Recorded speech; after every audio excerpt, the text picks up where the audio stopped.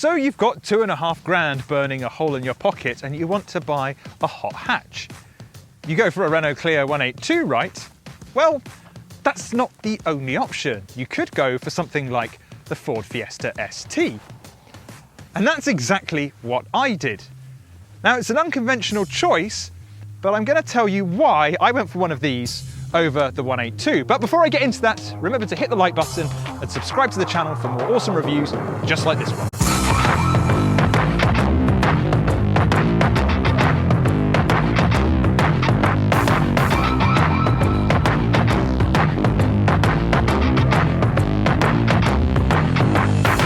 I know it sounds shallow, but I just love the way this first generation Ford Fiesta ST looks.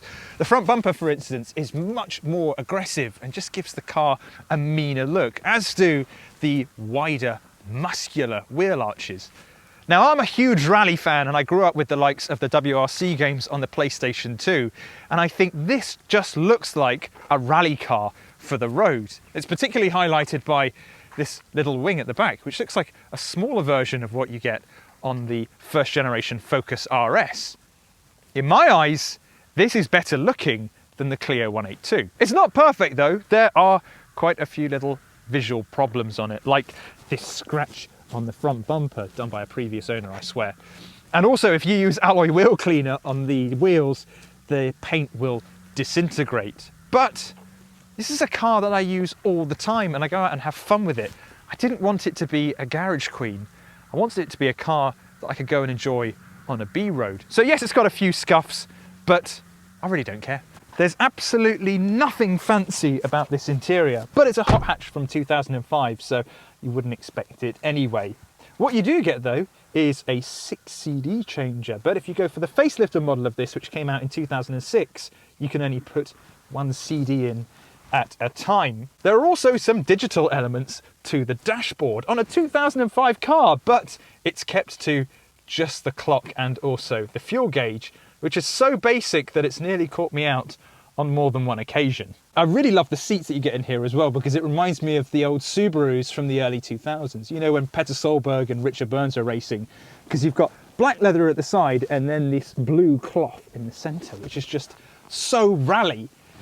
I love the design of this cabin. It may be really simple, but the build feels good and it does feel really intuitive to use. I did think it was a little bit nicer than the one that you get in the 182.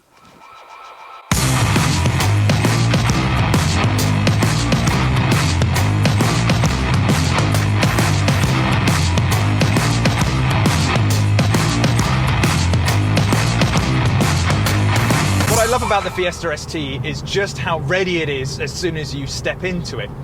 When I was reading up about the car before buying it, a lot of people on forums, and by forums I mean Clio 182 owners, were all referring to it as a warm hatch.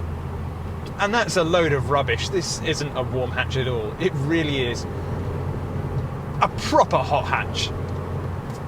It may only have 148 brake horsepower and it weighs more than 1,100 kilos, but it's just so ready as soon as you get into it. That's partly thanks to this short shift 5-speed gearbox, and you do find that you're going through first, second and third very quickly. But it all adds to the urgency of the car. I first fell in love with the Fiesta ST when playing WRC 4 back on the PlayStation 2. And you could get a little demo disc that basically meant that you could drive the new Fiesta range on some of the rally courses. I know that's a very niche way of getting into a car, but I just found myself obsessed with it as a kid. I think it's such a purposeful looking thing and it just looks like a baby rally car. Let's talk about this engine then.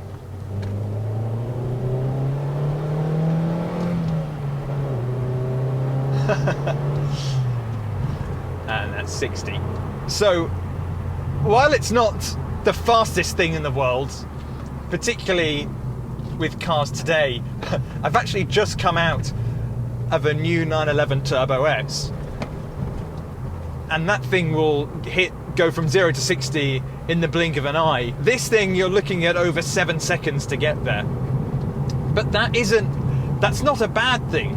what's really quite brilliant with the Fiesta ST is that it's very hard to go fast in the UK, even on a B road. They're narrow, they're bumpy, you often can't see what's coming around the corner, and they usually got police everywhere. So what I love about this Fiesta is, while it does take a bit of time to get to 60, it doesn't feel slow because you've got the short shift gearbox, and there's also kind of a really aggressive rally-like growl to the 4-cylinder engine. The engine itself is a 2-litre Duratec producing 148 brake horsepower, and of course that's sent to the front wheels. Because it's a front-wheel drive car, I don't like the idea of chucking a load of power through the front wheels. And whilst there are some cars that are able to work around it with really great engineering, like a Civic Type R, I just think that you've got to get that balance of power and weight. Next up is the steering, and I swear it's one of the best parts about the car.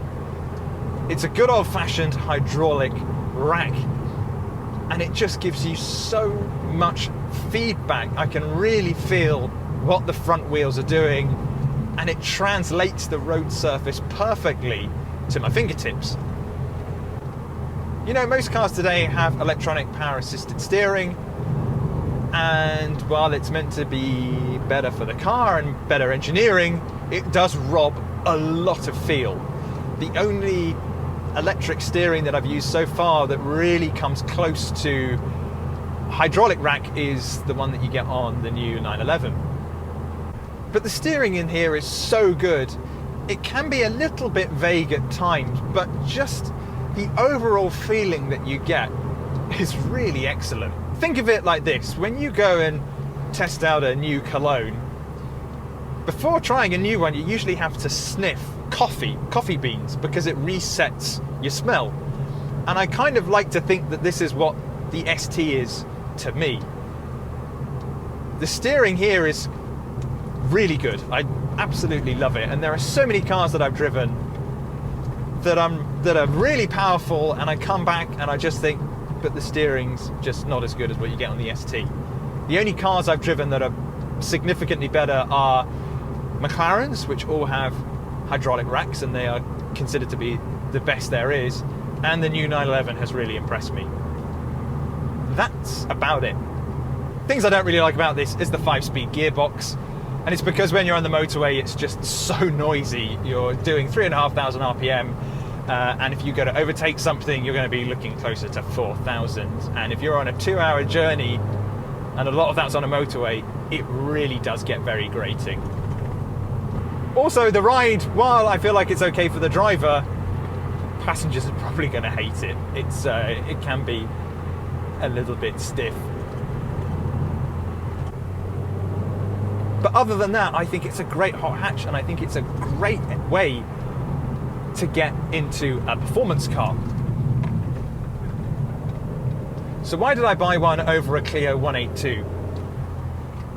Well, first of all, it was maintenance that really worried me. So when I went to go and buy either this or a 182, loads of the 182s I came across had problems, either to do with the engine or the suspension.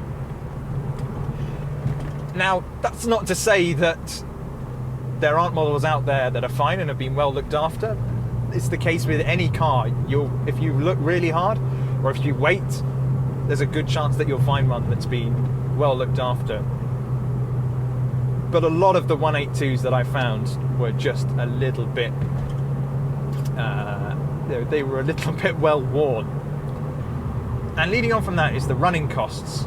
So the Clio 182 needed to be pampered a little bit more often than the Fiesta ST. These things really do seem like they're bomb-proof. I've not had any problems since owning this car.